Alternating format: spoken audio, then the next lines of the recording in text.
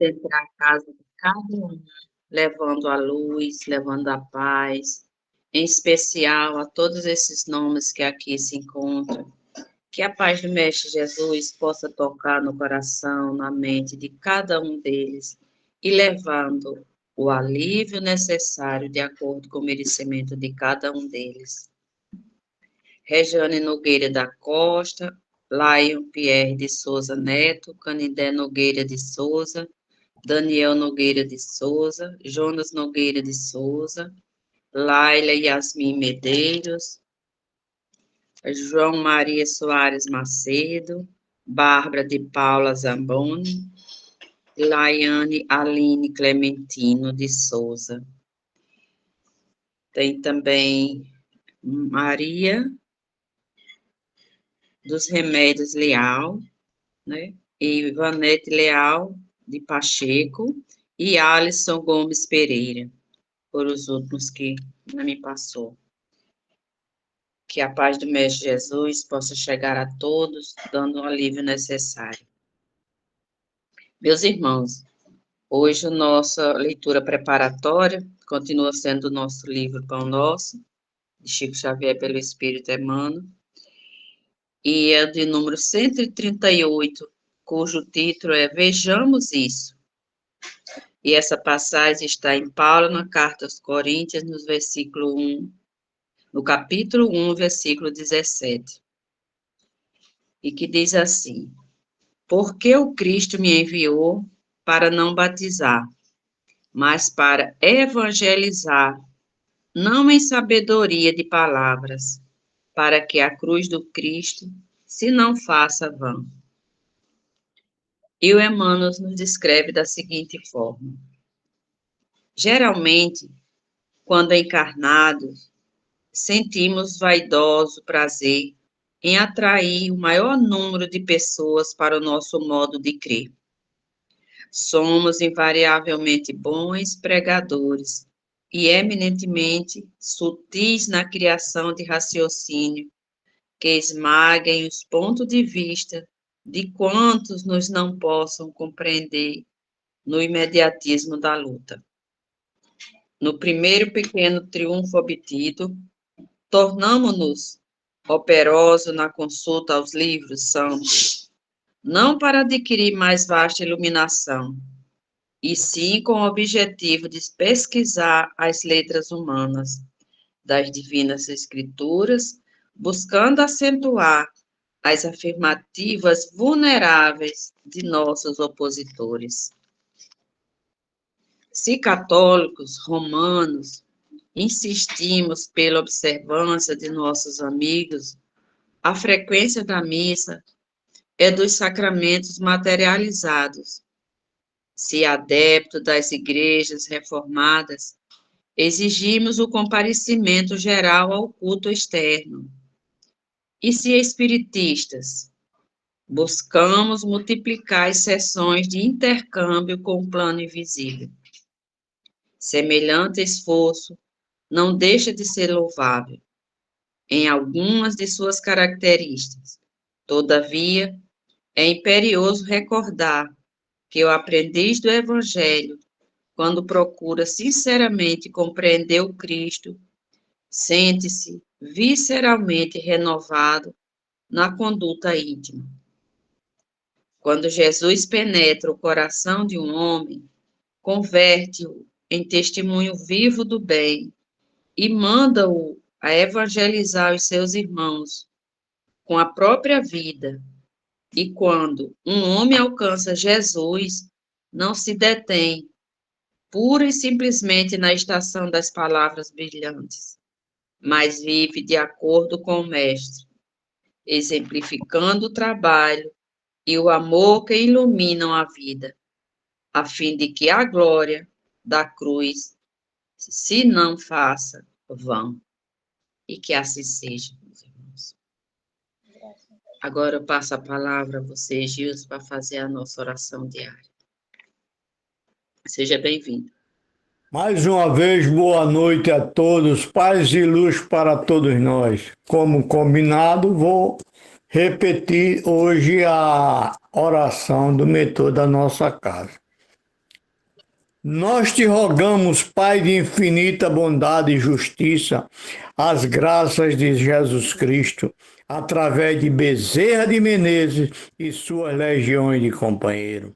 Que ele nos assistam, Senhor, consolando os aflitos, curando aqueles que se tornaram merecedores, confortando aqueles que tiverem suas provas e expiações a passar, oferecendo aos que desejam conhecer a verdade e assistindo a todos o quanto apela ao teu infinito amor.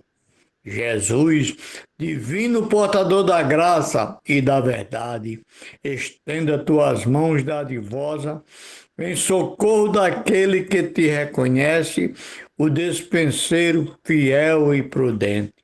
Fazei o divino modelo, através de tuas legiões consoladora, de teus santos espíritos, a fim de que a fé se eleve, a esperança aumente, a bondade se expanda e o amor triunfe sobre todas as coisas. Bezerra de Menezes, apóstolo do bem e da paz, amigo dos humildes e dos enfermos, movimenta tuas falanges amigas em benefício daqueles que sofrem, sejam males físicos ou espirituais. Santo Espírito, dignos obreiro do Senhor, derrama as graças, as curas sobre a humanidade sofredora, a fim de que as criaturas se tornem amigas da paz e do conhecimento, da harmonia e do perdão, semeando pelo mundo divino o exemplo de Jesus Cristo. Que assim seja. Pai amado, recebe esta humilde prece, transformando em bálsamo e consolador para todos nós, encarnados, desencarnados, amigos e inimigos, para que possamos ter o Evangelho da noite de hoje com muita paz, muita perseverança e muita alegria no coração de todos nós. Que assim seja, eu passo a palavra a Francisco. Muito obrigada, meu irmão. E assim, amado Mestre Jesus, nosso Mestre, irmão, o nosso verdadeiro caminho, a Virgem Mãe Maria Santíssima, ao nosso mentor da casa, Bezerra de Menezes, e toda a sua egrégora de luz que se faz presente em todas as noites. Peço a permissão para iniciar o nosso Evangelho, passando a palavra ao nosso irmão Ivan, que fará a leitura e a explanação do nosso Evangelho. Seja bem-vindo. Muito obrigado, minha irmã. Boa noite a todos novamente, principalmente aqueles que chegaram um pouco depois daquele primeiro momento. Que o Mestre Jesus nos abençoe a todos, que adentre os nossos lares e envolva a todos nós em suas energias de amor e paz, transformando o ambiente em ambiente de paz, de amor, de tranquilidade, de prosperidade, de humildade, caridade, com muita saúde e muita paz a todos. Meus irmãos, hoje nós iniciamos o capítulo 18 do nosso livro Evangelho segundo o Espiritismo. Muitos são os chamados e poucos os escolhidos. E nós falaremos hoje mais especificamente da parábola da festa de núpcias, que está narrada no Evangelho de Mateus. Então vamos a ela. Parábola da festa de núpcias. Jesus, falando ainda em parábolas, disse: o reino dos céus é semelhante a um rei que, querendo fazer uma festa para o casamento de seu filho, enviou seus servidores para que chamassem os convidados para as bodas, mas eles se recusaram a vir. O rei, então, enviou outros seguidores com o seguinte recado aos convidados: digam a eles que já preparei o meu banquete, mandei matar meus bois e todos os animais que tinha engordado, e tudo já está pronto. Diga a eles que venham para as festividades. Porém, os convidados desprezaram novamente o convite e foram, uns para suas casas de campo, outros para os seus negócios. Outros, após terem insultado os servidores do rei, ainda os mataram. O rei, após saber o que aconteceu, ficou muito furioso e enviou seus soldados, matando os assassinos e queimando suas cidades. Então o rei disse aos seus servidores: As festividades estão prontas, mas os que foram convidados não eram dignos de participar. Vão pelas encruzilhadas e convidem para os festejos todos aqueles que encontrarem.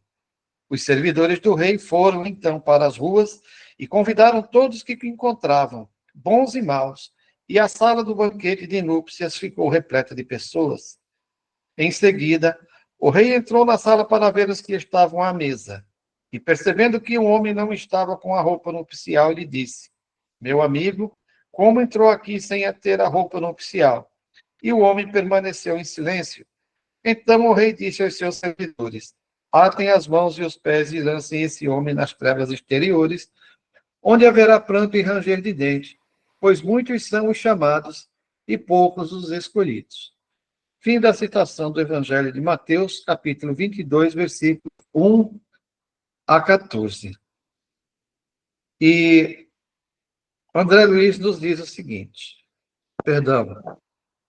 Kardec. Eu sou muito fã de André Luiz, então toda hora vou fazer referência bibliográfica, quero nominar ele, e quando quero malhar alguém no Evangelho, é sempre nosso irmão Nicodemos, ele me perdoe. O incrédulo ri dessa parábola que lhe parece uma ingenuidade, pois não compreende que possa haver tanta dificuldade para ir a uma festa, ainda mais quando os convidados chegam ao ponto de massacrar os enviados do dono da casa. As parábolas, diz o incrédulo, trazem sem dúvida uma linguagem figurada, mas é preciso que elas não ultrapassem o limite aceitável. O mesmo pode-se dizer das fábulas mais criativas, quando não entendemos o seu verdadeiro sentido. Jesus criava suas fábulas com os fatos mais comuns do dia a dia e as adaptava aos costumes e ao caráter do povo a quem falava. A maioria delas tinha como objetivo fazer o povo compreender a ideia da vida espiritual. Olha aí que interessante. A maioria delas tinha por objetivo fazer o povo compreender a ideia da vida espiritual. Quando aqueles que interpretam as fábulas de Jesus não levam em conta o aspecto espiritual, seu significado não é compreendido. Da mesma maneira, como eu queria dizer aqui, o espiritismo, se você não levar em conta a vida futura, ele parece perder todo o nexo. Ele parece perder o seu objetivo também. Sempre tudo é em virtude de que o homem possa, em primeiro lugar, para abrir a sua mente e compreender a questão da espiritualidade, né? Porque muitos ainda, apesar de você falar espírito, etc. e tal, o cara lê, assiste filme, mas não acredita, finalmente. E a gente vê muitas vezes nas nossas relações, das nossas reuniões de atendimento aos nossos irmãos já desencarnados, muitos deles em dúvida, eles não sabem realmente que já estão apenas como espíritos, que estão desencarnados, acreditando piamente que ainda estão vivos, uma vez que sentem ainda tudo que sentiam em vida, fome, sede, frio, né? Ferimentos, doenças, né? Ainda levam contigo essas questões, porque exatamente são muitíssimo materializados, e todo o pensamento que eles têm é referente à sua mente, leva imediatamente para a questão física também. E ele se imagina ainda portador do corpo físico. Nessa parábola, Jesus compara o reino dos céus, onde tudo é alegria e felicidade, a uma festa de núpcias. Em relação aos primeiros convidados, ele refere-se aos hebreus, que foram os primeiros a serem chamados por Deus para que conhecessem suas leis. Os enviados ao rei os enviados do rei são os profetas, que convidaram os hebreus e seguiram o caminho a seguirem o caminho da verdadeira felicidade. As palavras dos profetas foram pouco escutadas, seus ensinamentos desprezados e muito mesmo foram massacrados, como os servidores do rei da parábola da festa das núpcias. Os convidados que deixaram de comparecer, alegando que tinham que cuidar dos seus campos, de seus negócios, simbolizam as pessoas absorvidas pelos problemas materiais que não dão importância às coisas espirituais. Então, olha, como ele coloca aqui agora a parábola numa situação presente, né? As pessoas absorvidas pelos problemas materiais e que não dão importância. Ele não está aqui se referindo àqueles lá do passado que não davam. Está trazendo para o presente, que não dão, e é da mesma maneira. Né? A gente muitas vezes deixa de dar cumprimento às nossas atividades, principalmente gente que já tem aquele compromisso de trabalhador espírita, muitas vezes deixa de dar cumprimento ao seu compromisso com a casa, com as suas obrigações, em virtude de ir atrás de outros compromissos.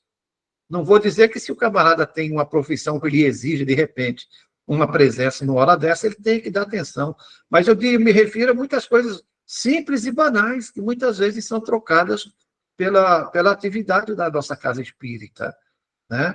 Ou pela atividade de qualquer uma religião que essa pessoa tem. Ele é, como é que eu disse naquela questão de Pedro, é um cristão por adesão e ainda não transformado. Então, os judeus daquela época acreditavam que a sua nação deveria ter domínio sobre todas as outras. Deus não tinha prometido a Abraão que seus descendentes cobririam toda a terra, mas, como sempre acontece, os homens usaram o ensinamento divino em interesse próprio, acreditando realmente que a sua nação deveria dominar as outras no plano espiritual. E esse fato persiste, sim, ao longo dos tempos. Quando Abraão fez esse ensinamento, era realmente o entendimento era uma coisa simplesmente física. Dominar as outras nações, eles tinham ideia que era isso. Quando Jesus vem e modifica a ideia, houve uma resistência muito grande.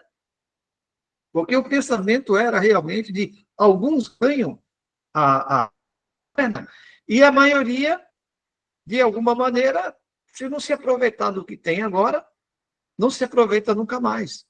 Então, existia uma grande dificuldade dessa compreensão, dessa dedicação de algum tempo à compreensão do que é a espiritualidade, do que significam os ensinamentos de Jesus, em virtude, aliás, em relação à necessidade da gente aderir realmente ao cristianismo, né? Mas, sobretudo, depois de aderir e conhecer, começar a fazer a modificação, alterar a nossa maneira de ser, a nossa maneira de pensar. Porque, vejam bem, na época de Abraão, houve uma dificuldade muito grande. Na época de Jesus, houve uma dificuldade muito grande. Então, a espiritualidade, que traça um plano para a evolução lenta da humanidade, vem trazendo de tempos em tempos esses grandes mensageiros, né? Como veio o Espírito Jeová se apresentando a Abraão, né? a Moisés, depois o próprio Jesus vem, mas sabendo que também naquele momento a coisa ainda não se daria de maneira tão satisfatória.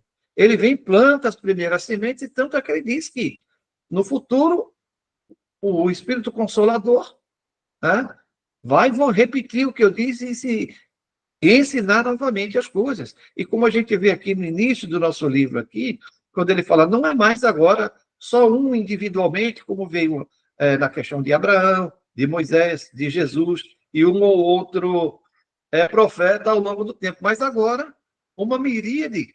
Como é que ele trata aqui? Deixa eu ver aqui como é que ele descreve aqui no início do livro.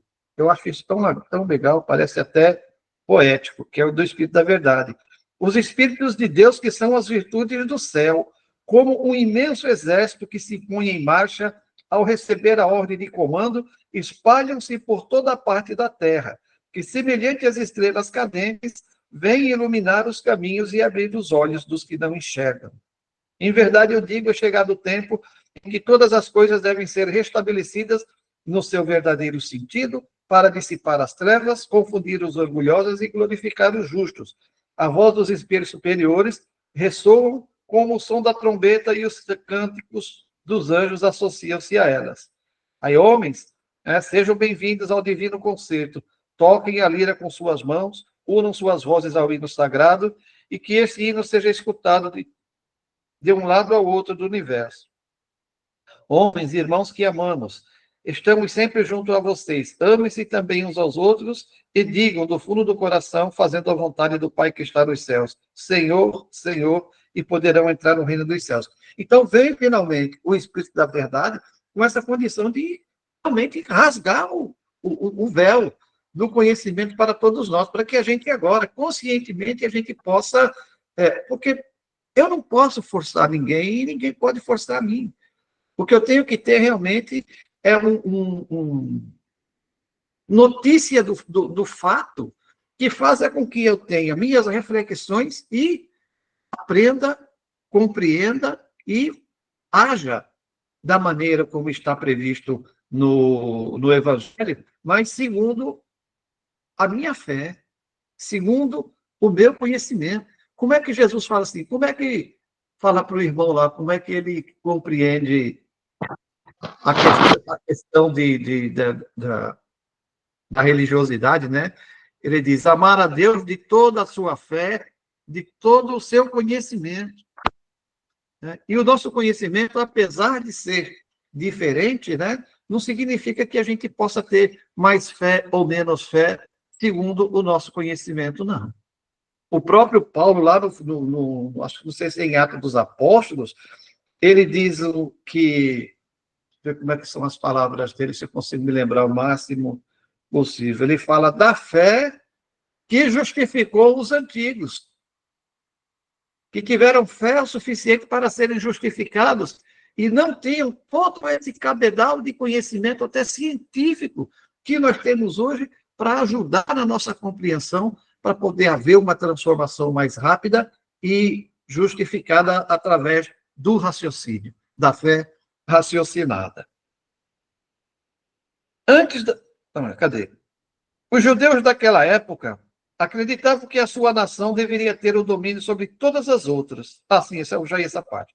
Antes da vinda de Jesus, todos os povos, com exceção dos hebreus, eram idólatras, ou seja, adoravam ídolos de barro, estátuas e eram também politeístas, pois acreditavam em vários deuses. Exatamente pela falta de conhecimento, então tudo que o homem via, tudo que ele sentia, ele ia colocando ali uma divindade, porque o homem tem dentro de si a semente, né, divina de criar um pensamento de que existe algo mais além. E na falta de uma compreensão maior, ele saía dominando todos os fenômenos, ou até os espíritos que se apresentavam como deuses isso, deuses aquilo, ou mensageiros de deuses tais e tais, que criavam esses costumes, então, de criarem os deuses e de darem a eles uma materialidade, digamos assim, através das imagens. Por isso, quando Moisés vem trazendo os ensinamentos novamente para o povo, o primeiro mandamento é: eu sou o teu Deus que te tirou do cativeiro. Não farás, né, referente a mim, imagens de nada que está abaixo do céu, acima da terra ou dentro da água. Né? Nem vai ter Deus peixe, nem vai ter Deus bode, nem vai ter Deus águia. E depois, lá na frente, Jesus diz: o homem não habita templos de pedra. Então, nem no templo, propriamente, a gente procura, porque nós ainda temos essa necessidade. E nós precisamos ter um local de conhecimento, é a nossa escola, é a nossa oficina de trabalho. Mas servindo ali para quê? Para que a gente vai à universidade? Para aprender uma profissão que a gente vai utilizar o resto da vida. Porque a gente frequenta a casa espírita para despertar o conhecimento e o sentimento de caridade que vai nos acompanhar para o resto da vida também. Então, nós não somos escravos dos templos, nem nada. Nós frequentamos ainda os templos, porque ele é ainda, como eu disse, a escola e o hospital, onde os outros lá necessitam e que nós necessitamos também do nosso local de trabalho.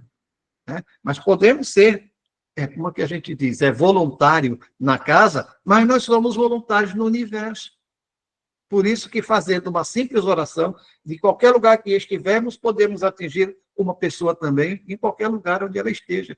Mesmo que nós não estejamos, não sabemos exatamente onde está, mas a nossa intenção, né, esse sentimento vai localizar o indivíduo e vai levar ele o nosso sentimento, os nossos fluidos de boa vontade, de boa-fé que trará, de alguma maneira, será, de alguma maneira, o bálsamo consolador para esse irmão necessitado.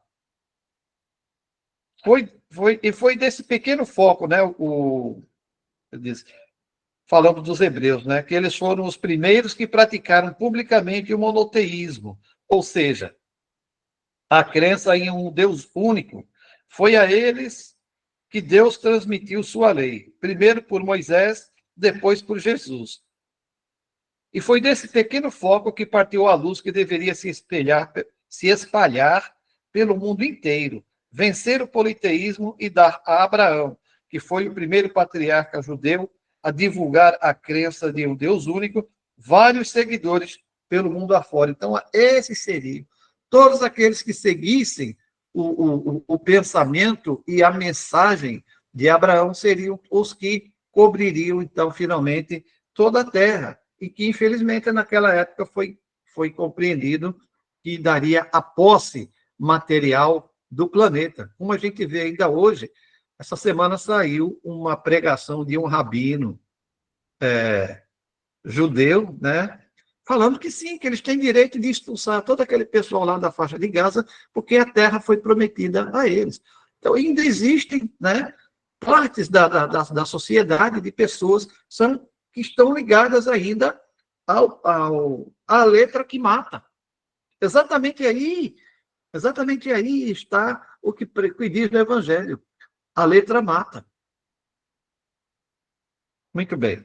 Vamos em frente. E esse pensamento, então, é o quê? Ainda um farisaísmo, né? De apegar a letra e ainda acreditar na condição puramente física, da posse física das próprias pessoas e das coisas, que ele dizia lá na disserção dele, que tinha o direito, sim, de escravizar homens e mulheres de qualquer cor que fosse. Imaginem aí, estamos voltando ao tempo das cruzadas, nesse tipo de pensamento. Então, os judeus, embora rejeitassem a idolatria, descuidaram-se do cumprimento das leis morais para se dedicarem ao culto dos rituais exteriores, que era uma prática bem mais fácil. Sim, na dificuldade de compreender a coisa sofisticada, digamos assim, que é a espiritualidade, apegar-se, então, à parte física como eu diria aqui, a parte física das celebrações, né, como sendo a parte mais importante. Então, eles tinham lá os 919 preceitos que um bom fariseu deveria seguir para ser considerado um homem bom. E aí, como ele fala aqui, que na época em que Jesus chega, né, o mundo está bastante complicado naquela região, né?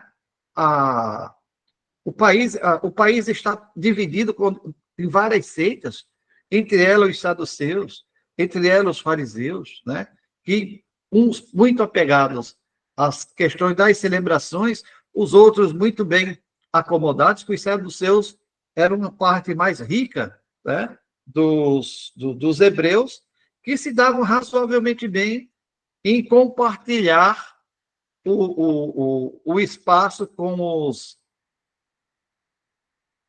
romanos, né? Mantendo ali o seu status de classe superior dominadora e mantendo-os ainda tocando lá os seus negócios e os seus lucros. Então, esses eram o grupo dos saduceus, que era o grupo dos mais ricos, e o grupo dos fariseus, que vinha a ser, então, os que faziam mais barulhos, eles eram também os mais numerosos, né? Por isso, eles estavam sempre aparecendo ali, sempre lutando muito, né? Tiveram um embate muito ferrenho contra Jesus. E os judeus, embora rejeitassem a idolatria, descuidaram-se do cumprimento das leis morais, para se dedicarem ao culto dos rituais exteriores, que era uma prática bem mais fácil. Aí a gente lembra Jesus falando assim, olha, vocês são muito mundos, né? Bonitinhas por fora, limpinhas, mas por dentro da pura podridão. Por quê? Porque o sentimento interno de cada um era muito diferente daquilo que espelhava. A gente lembra daquele fato que é citado também, quando ele fala dos dois os dois que vão orar, né? E o camarada ora assim, diz, eu agradeço, Deus, porque eu pago o meu dízimo e porque eu não sou como esse. Ele fala de um outro que está ali ao lado, eu não sou como ele. Faz uma esculhambação lá sobre o camarada que está ali, e o outro está ali quietinho, de cabeça baixa, diz, Senhor, eu não tenho nem como, né? Tenho nem coragem de levantar, porque eu reconheço que eu sou pecador, que eu seja merecedor do perdão, e Jesus pergunta no final, qual dos dois está justificado? Certamente, o que se porta de maneira humilde, diferente do fariseu. Vamos lá.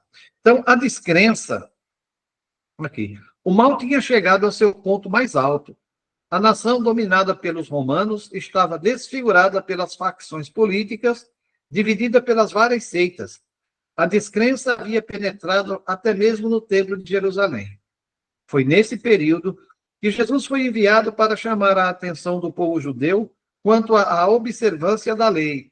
Não aquela lei que eles traziam, né? Tanto que achavam que ele tinha vindo, estava bagunçando, que ele diz, eu não vim destruir a lei, pelo contrário, eu vim dar firmeza sobre ela. A palavra não é essa. Ele diz, eu vim, não me lembro agora.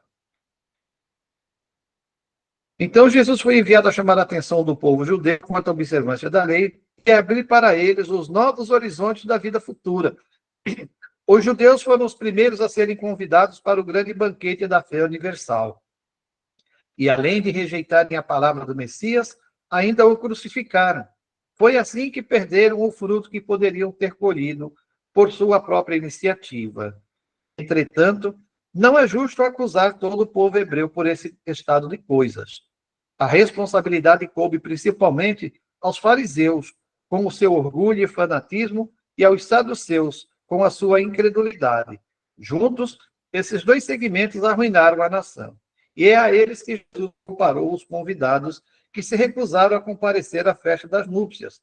Depois, Jesus acrescenta: o rei, vendo isso, mandou convidar todos aqueles que se encontravam nas encruzilhadas, bons e maus. Quer dizer, deste modo, que a palavra de Deus seria pregada a todos os outros povos, incluindo os pagãos que não acreditavam em Deus e os idólatras que adoravam ídolos de barro. Se esses aceitassem a palavra, seriam admitidos na festa de núpcias no lugar dos primeiros convidados. E quem mais fez isso foi Paulo, né? Porque Paulo termina saindo do Estado hebreu, devido às suas perseguições, e indo procurar os hebreus, sim, mas que viviam em outras comunidades. E, por consequência, nessas outras comunidades, como os hebreus eram ali a minoria, ele terminava levando o ensinamento à maioria dos chamados pagãos. Porém, não basta ser convidado, não basta dizer-se cristão, nem sentar-se à mesa para fazer parte do banquete celestial. É preciso estar vestido com a roupa nupcial, ou seja, ter a pureza de coração e praticar a lei levando em conta o seu aspecto espiritual. A lei está toda contida nessas palavras: fora da caridade não há salvação. Mas dentre todos aqueles que ouvem as palavras de Deus, poucos são os que se interessam por elas e a colocam em prática. Por isso, poucos são também aqueles que se tornam dignos de entrar no reino dos céus. Foi por isso que Jesus disse: muitos são chamados e poucos os escolhidos. Então a gente vê, ele usa na parábola, né, convidar. Então, convidados são todos. Convidados são todos. Agora, é necessário que haja uma condição para ser convidado, para se comparecer ao chamado banquete. Em outra situação, Jesus fala aos próprios discípulos, mas é uma questão que pode e deve ser compreendida e estendida a todos nós. Quando ele se dirige aos discípulos, ele diz: eu vou preparar um lugar para que eu vou preparar para que lá vocês...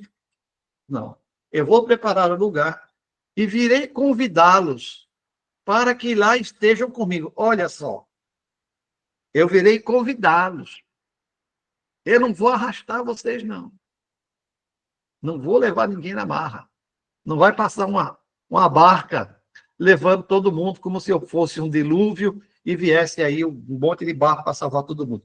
Não, o lugar vai estar preparado, mas é dado a cada um segundo suas obras. Isso é um mantra que a gente tinha que falar de 10 em 10 minutos, a gente lembrar. É dado a cada um segundo as suas obras. Então, o convite foi feito, a maioria não quis comparecer à festa. O convite foi feito por Jesus. Quem é que está se preparando? Né? Quem é que está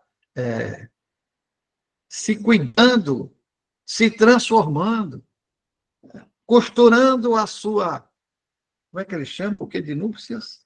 A sua roupa de núpcias? Não. A sua roupa nupcial, a sua roupa nupcial. Então, quem é que está preparando? Ou a sua túnica, né? É a sua túnica, né? Quem é que está aí engomando, como a gente usa muito falar aqui no Nordeste, né? Quem é que está engomando a sua túnica direitinho para quando chegar o momento que a festa começar, a gente pegar um aplicativo aí via, como é que eu diria, via caixão, via tumba, via não sei o quê, o postal de passagem para a festa. Aí chega lá, cadê o convite? Tem o convite? Tem. Está bem vestido? Não, não está. Então, por favor, procure trazer uma roupa que seja, para a gente convidar uma festa, não tem? Como é que você deve comparecer à festa? Gala, esporte fino, esporte à vontade, uma festa na beira da praia, você vai do jeito que quiser. Tem que ir de acordo, você também não vai de paletó e gravata para uma festa na praia, não é verdade? Tem que ir de acordo com o que é determinado por aquele que convida, pelo senhorio. E está realmente, não é muito fácil a gente, né, se apresentar de acordo com o que o convite do Senhor nos determina. Inclusive, o próprio Jesus é muito exigente. Ele diz assim: sejam perfeitos como o Pai é perfeito. Então, a gente vê que tem que se esforçar bastante, porque se fosse tão fácil, a gente não estaria mais aqui nesse plano de provas e expiações. E estamos porque é aqui que merecemos estar, enquanto não cuidarmos da túnica. Meus queridos irmãos, muita paz e luz a todos. Concluindo aqui, em cima da hora, aqui, britanicamente, o nosso horário, nós vamos mais uma vez elevar o nosso pensamento e o nosso coração ao nosso Pai Celestial, agradecendo pelo dom da vida, por esse banquete de paz e de amor e de luz nos nossos lares, e vamos agradecer a Deus, nosso Senhor, a proteção, auxílio e graças recebidas no dia de hoje, e rogarmos nos conceda a graça maior de poder concluir na vida presente o aprendizado necessário de que carecemos para alcançar a luz espiritual, que nos elevará à categoria de espíritos de Deus. Vamos rogar a Jesus, nosso irmão maior, abençoe os nossos passos e nos ilumine o caminho, para que possamos percorrê-lo com sabedoria e segurança. Vamos rogar a Jesus, nosso modelo e guia, paz e luz ao nosso espírito, assim como para todos que nos são caros, e também aos nossos inimigos, a fim de que um dia possamos tê-los como amigos e unidos possamos elevar o nosso agradecimento ao Senhor. Vamos rogar a Jesus, nosso mestre, luz e amparo a todos os nossos irmãos necessitados, aos cegos do mundo, aos enfermos que se encontram nos ambientes de tratamento e recuperação, ou em seus lares, ou mesmo abandonados, os deficientes mentais e os encarcerados, aos famintos e aos que vivem ao léu, para que consigam receber a ajuda de mãos dadivosas e palavra confortante. E vamos rogar finalmente a Jesus, nosso amigo, proteção e amparo a todos os nossos irmãos encarnados e desencarnados, para que, sob a tua luz, para que, sob a tua paz, possamos realizar as diretrizes do Evangelho, possibilitando finalmente a implantação do reino de Deus na Terra. Toda a glória ao Senhor, que é nossa origem e destino. Eu agora retorno a palavra à nossa irmã Francisca para as considerações finais do nosso Evangelho de hoje. Muita paz, muita luz a todos. Que Jesus nos abençoe imensamente. Que assim seja, meu irmão. Muito obrigada. E com esta oração, pedimos a espiritualidade, fazer uma varredura em todos os lares. E se neste momento ainda se encontrar algum irmão sofrendo, que ele possa ser acolhido e conduzido a um lugar onde possa ser atendido, a um hospital ou uma casa espiritual. Pedimos também que todas as energias deletérias encontradas, que elas possam ser transformadas em paz, em luz, em amor. E ao nosso Mestre, a nossa Virgem Mãe Maria Santíssima, ao Dr. Bezerra de Menezes, pedimos a permissão para encerrar o nosso Evangelho da noite de hoje, com muita paz e muita luz a todos. E até amanhã.